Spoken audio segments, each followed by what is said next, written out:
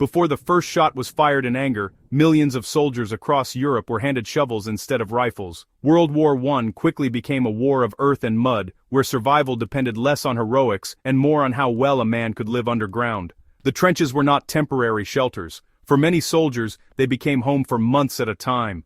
Understanding daily life in the trenches means understanding how ordinary men endured filth, fear, boredom, and sudden death, all while trying to stay sane. This is not the romanticized version of war. This is the routine reality that defined the First World War. Trenches were engineered environments, not simple holes in the ground. A trench system was carefully designed, usually consisting of frontline trenches, support trenches, and reserve trenches connected by narrow communication trenches. Soldiers learned quickly that straight trenches were deadly, since a single shell or burst of machine gun fire could travel far. That is why trenches zigzagged sharply, limiting damage from explosions. Sandbags were stacked endlessly. Wooden planks called duckboards were laid to keep feet out of standing water, and drainage channels were constantly repaired. For a modern survivalist, the lesson is clear. Shelter design matters. Protection is not just about walls, but angles, depth, and redundancy. Trenches show how terrain can be shaped to reduce risk when exposure is constant. Daily routines revolved around survival rather than combat. Contrary to popular belief, most trench soldiers did not spend their days fighting. Daily life was dominated by exhausting routines. Soldiers woke before dawn for stand-to when everyone manned the parapet in case of attack. Weapons were cleaned obsessively because mud-jammed rifles and a faulty weapon could mean death. Trenches had to be repaired daily, especially after shelling collapsed walls or flooded dugouts. Nighttime was often worse than daytime, filled with patrols, wire repairs, and listening duty. For anyone studying endurance under stress, the trenches teach the importance of routine. Structured tasks, even meaningless ones, helped soldiers stay mentally anchored in chaos. Food was fuel, not comfort, and it shaped morale. Meals in the trenches were basic and often cold. Typical rations included bully beef, hard biscuits, bread, and weak tea. Fresh food was rare near the front lines, and hot meals depended on supply lines that were frequently disrupted by shelling. Soldiers learned to eat quickly and waste nothing. Hunger affected morale deeply, and units with better food consistently performed better. This is a practical lesson still relevant today. Calories, consistency, and distribution matter more than variety in harsh environments. Trench soldiers survived by prioritizing energy intake over enjoyment, a mindset any long-term survival scenario demands.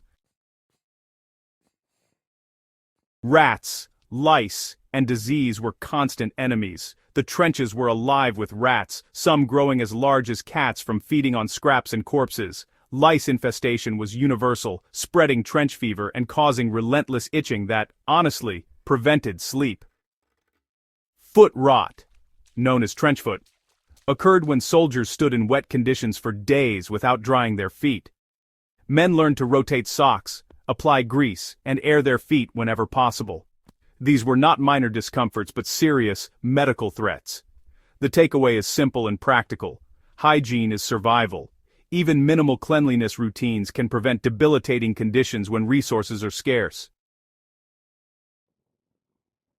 Psychological strain was as dangerous as enemy fire. Living under constant threat reshaped the human mind. Shelling could last for days, with really no escape and no warning at all. Soldiers developed what was then called shell shock, which we now recognize as severe psychological trauma. Many broke down not during battle, but during those quiet moments when exhaustion finally caught up. To cope, soldiers relied on humor, storytelling, rituals, and camaraderie. Shared suffering created bonds stronger than ideology. For modern viewers, this highlights the importance of mental resilience. Community, routine, and purpose are, honestly, essential tools for survival under prolonged stress.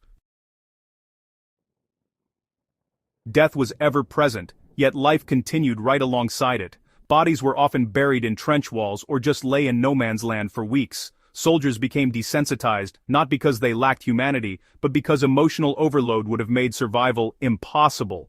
Yet, they still wrote letters home, sang songs, and marked small celebrations. This balance between numbness and normalcy was really key. The trench experience teaches that humans adapt even in extreme conditions, but only by creating fragments of ordinary life wherever possible. What trench life teaches about endurance and survival today? The trenches of World War I offer lessons far beyond military history. They demonstrate how humans endure prolonged hardship through structure, shared responsibility, practical hygiene, and psychological coping strategies. Survival is rarely about one dramatic moment. It's about waking up every day in terrible conditions and continuing anyway. The men who survived the trenches were not superheroes. They were adaptable, disciplined, and supported by those around them. Why understanding trench life matters more than ever. World War I trenches reveal the cost of modern warfare at the human level. They remind us that behind every uniform was a person managing hunger, fear, boredom, and hope all at once. Studying trench life strips war of its myths and replaces them with reality. For history enthusiasts and survival-minded viewers, this knowledge deepens respect for those who endured it and sharpens our understanding of human resilience under pressure. If you found this deep dive valuable and want more serious, well-researched history that goes beyond the surface, make sure to subscribe to the channel, share this video with fellow history buffs, and keep the conversation alive. History only matters if we remember it properly.